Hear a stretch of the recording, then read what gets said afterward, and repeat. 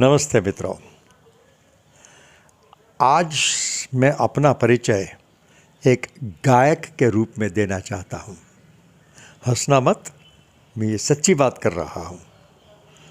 वैसे तो आपने मुझे कभी कभार सुना है गाते हुए, गुनगुनाते हुए, मगर 3 बार मेरे इस जीवन में 3 बार ऐसे हुआ है कि कुछ सीरियस फरमाइशें आई हैं। तो ये 3 सीरियस फरमाइशों के बारे में मैं आज आपको बताऊंगा। 1970 हम लॉ पढ़ते थे और हम लॉ स्टूडेंट्स ने मिलके ट्रिप बनाई अजंता एलोरा की।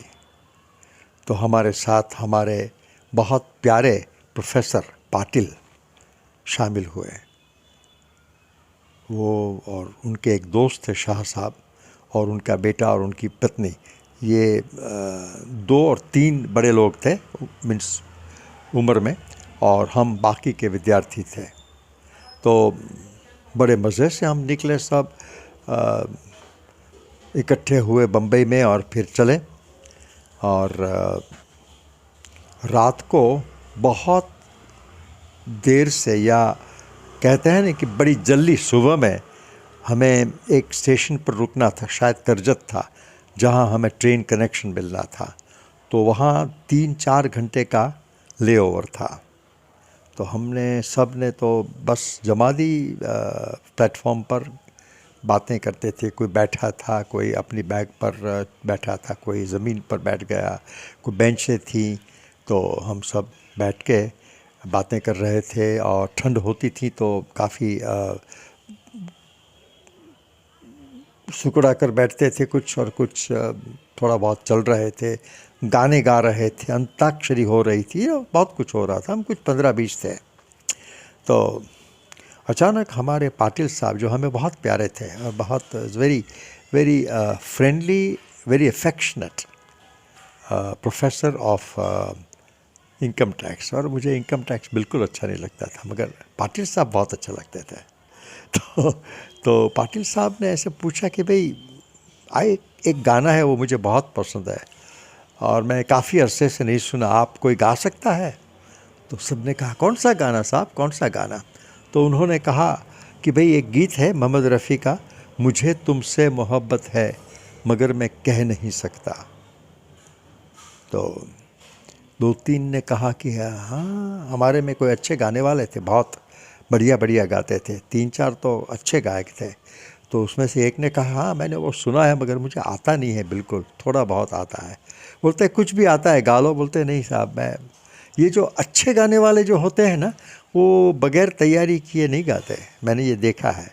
अपना जैसा कुछ भी गा लेगा, क्योंकि जानता हूँ कि तैयारी करो न करो क्या फ़र्क पड़ने वाला है। तो मुझे ये गीत ठीक से मालूम था, मगर मैं चुप रहा, क्योंकि भाई बड़े बड़े गाने वाले हैं तो फिर मेरी क्या हैसियत।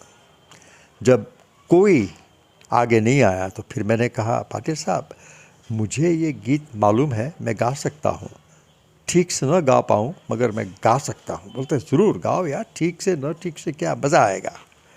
और हमने गाया। ये गीत है फिल्म बचपन का। आई थिंक 1960 में ये फिल्म आई थी।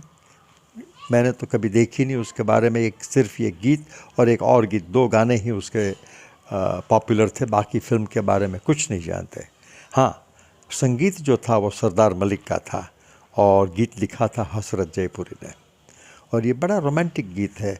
मुझे तुमसे मोहब्बत है मगर मैं कह नहीं सकता। ठीक है ना? तो बड़ा लोगों को पसंद आया। पाटिल साहब ने तो बहुत ताली बजाई। बोलते हैं जो सेकंड स्टांजा जो है वो तुम दोबारा गाओ, मुझे बहुत अच्छा लगा। तो मुझे भी अच्छा लगा कि चलो पाटिल साहब ने हमें दाद दी और हमने अच्छी तरह से हम पेश आए। तो ये मुझे बिल्कुल याद है, वो पूरा सीन याद है। हम बैठे थे, अभी अंधेरा था, सुबह नहीं हुई थी और बत्तियां जल रही थी। प्लेटफॉर्म पर 2-3 कुत्ते थे और 1-2 लोग सोए हुए थे इधर उधर, और बाकी हम सब बैठे थे और हमने ये गीत गाया था। अब 1970 से हम आते हैं 1984 या 83, 84, 85 उस टाइम में, मिड 80s। हमारे मिसिसिपी में एक हमारे बुज़ुर्ग मित्र थे, आनंद माइकल साहब। उनको 2 बच्चे थे, एक बेटा और एक बेटी, और उनकी जो पत्नी थी मिली, वो बड़ी मशहूर स्टेज पर्सनालिटी हुआ करती थी दिल्ली में, बड़ी प्यारी थी। आनंद माइकल साहब भी क्या बात है, उनकी पर्सनालिटी बहुत अच्छी थी, वेरी फ्रेंडली, वेरी टैलेंटेड, और ये हमारे अच्छे दोस्त थे। एक पार्टी में, शायद डॉक्टर पटेल की पार्टी में, क्रिसमस पार्टी में हम सब इकट्ठे हुए थे, खाना वाना खाया, फिर गाने चल रहे थे, तो मैंने 1-2 गीत गाए, किसी और ने गाया, कहीं और कोई गा रहा था। तो अचानक ये जो मिली जी जो थी, उन्होंने मुझसे पूछा कि मुझे एक गाना बहुत पसंद है, शायद तुम्हें आता हो तो गा सकते हो। मैंने कहा फरमाइए कौन सा गीत। तो उन्होंने कहा कि भाई जाने क्या ढूंढती रहती है ये आँखें मुझ में। मैंने कहा वो गाना तो बिल्कुल मुझे आता है पूरा, मगर इतना बढ़िया गीत है कि मैं गाने की ज़रूरत नहीं करूँगा। बोलते नहीं नहीं गाओ, मैं कहती हूँ गाओ, अच्छा ही गाओगे। और मैंने गाया। उन्होंने कहा कि भाई आप सब सुनिए, ये मेरा फेवरेट गाना जय भाई गाने वाले हैं। तो सब शांत हो गए और सब ने बड़े प्यार से ये गीत सुना। मैंने ओके गाया होगा, शायद इतना अच्छा तो नहीं गाया था, कहाँ वो गाना और कहाँ मेरी आवाज़। ठीक है। आरज़ू जुर्म वफ़ा जुर्म तमन्ना है गुनाह, आरज़ू जुर्म वफ़ा जुर्म तमन्ना है गुनाह, ये वो दुनिया है जहाँ प्यार नहीं हो सकता, कैसे बाजार का दस्तूर तुम्हें समझाऊं, बिक गया जो वो खरीदार नहीं हो सकता, बिक गया जो वो खरीदार नहीं हो सकता। तो लोगों को पसंद आया और स्पेशली मिली जी को बहुत पसंद आया, बहुत खुश हुई, उसकी आंखों में पानी आ गए। तो मुझे बड़ा अच्छा लगा। मैंने कहा चलो आज मेरा दिन सार्थक हो गया, मैंने गाया तो, और इनको इतना अच्छा लगा। मैंने इतना अच्छा गाया नहीं था, मगर वो मोमेंट होती है ना कि जब सब मज़े लेते हैं। कुछ अरसे के बाद हमें मालूम हुआ कि she was suffering from cancer and she was in the last stage. Very brave lady, she put up a very brave front. हम उनको हॉस्पिटल में मिलने भी गए थे, तब तो वो ख़ास बोल नहीं पाती थी, हमें देख के मुस्कुराई बस। तो ये मुझे बहुत अच्छा लगा था कि चलो हमने मिली जी की फरमाइश पूरी की। तीसरी बात जो है वो कुछ 5-6 साल पहले की है। मुंबई में हमारे एक फैमिली फ्रेंड है, उनके घर गए थे। तो हमारी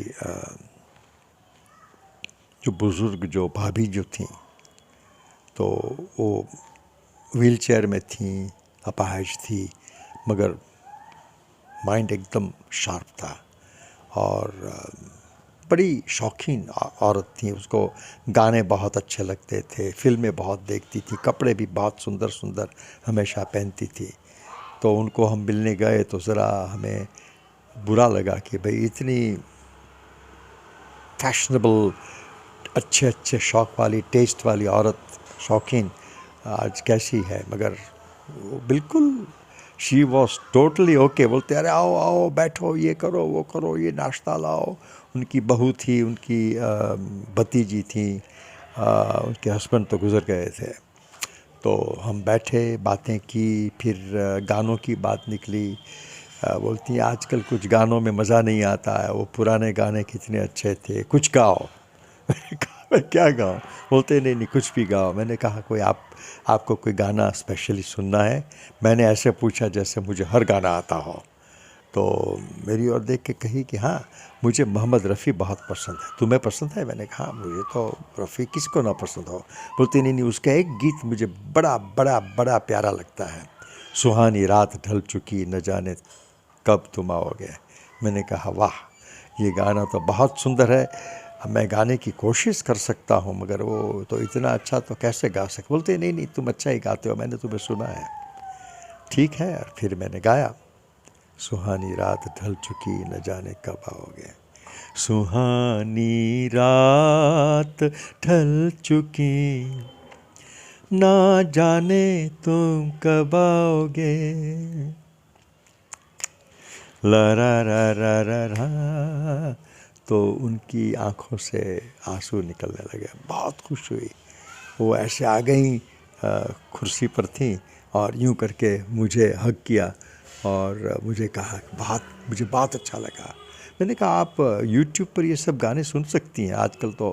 बोलते नहीं, वो यूट्यूब ठीक है, तुमने सामने बैठ के गीत गाया तो मुझे बहुत बहुत बहुत खुशी हुई, बहुत अच्छा लगा। तो मैंने कहा मेरी खुशी भी बहुत है क्योंकि आपने इतना मुझे समझा, काबिल समझा कि मैं आपको ये गीत सुनाऊँ। तो ये बात हुई। कुछ ही अरसे के बाद शी पास्ड अवे। तो मुझे लगता है कि मैं इन दो लोगों के लिए गाने गाए और दोनों कुछ अरसे के बाद चल बसे, तो ये ठीक तो था ना। मैं हंस रहा था, वर्षा से कह रहा था। बोलती क्या बात करते हो, ऐसे थोड़ी बात करते हैं। मैंने कहा नहीं, ये तो मजाक है, थोड़ी डार्क मजाक है मगर मजाक ज़रूर है। But they both passed away. Patil साहब, I heard about him. He was okay, not keeping well, but he may have passed away by now. I don't know. But that was many years ago, 1970, 84, 85 शायद, and this was about 5-6 years ago, corona के पहले। तो ये शायद 1918 या 19 की बात है। तो ये हमारी आज की कहानी थी, मैं एक गायक के रूप में। बताइए कैसा लगा। Bye bye.